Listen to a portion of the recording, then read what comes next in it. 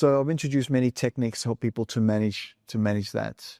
I do teach basic Four Noble Truths and Eightfold Path as well, but then we also go deeper into these other concepts of the Pantaja Yoga Sutras as well, and other ancient meditation techniques such as Sakshi and Chidakasha dharana. Oh, very interesting. Yeah, to cleanse and purify the subconscious mind, and also to start to transition into the more higher levels of Buddhi, into the starting to transition to the vijnanamaya kosha. So the vijnanamaya kosha is related to our individual consciousness and our soul and our wisdom, the high levels of wisdom. And we were talking in the other podcast about similar parallels within Buddhism, with pana and wisdom, So techniques to help you to elevate into that.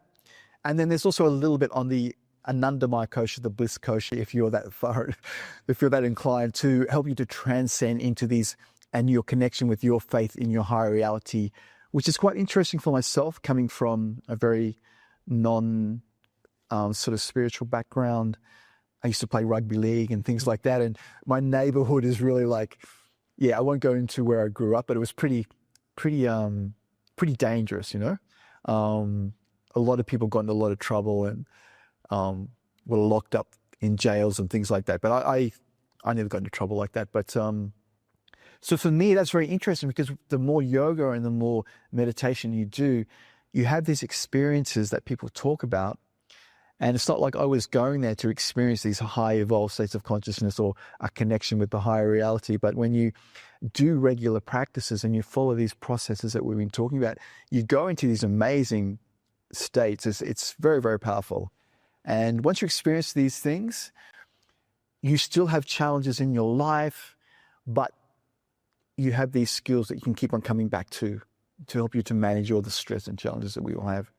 So that's the basic model that I modeled the Taittiriya Upanishad, and then I introduced the best techniques from all the different wisdom texts, the Vedas, Upanishads, Buddhism, Pantaja Yoga Sutras. So that's the core foundation of the teachings. Yeah. It's very interesting how this Buddhism and the yoga is like, it's like connecting. Parallel. That's one thing that I did when I studied a lot of the different texts.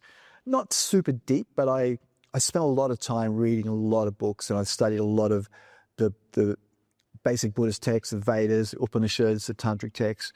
And what I realized was that there's many similar concepts. They're just viewed at different ways. And some of the concepts are different, but then different people connect with that, and it's fine. So that's on the practical side, how I developed the course. Very interesting. Yeah. Not only nowadays,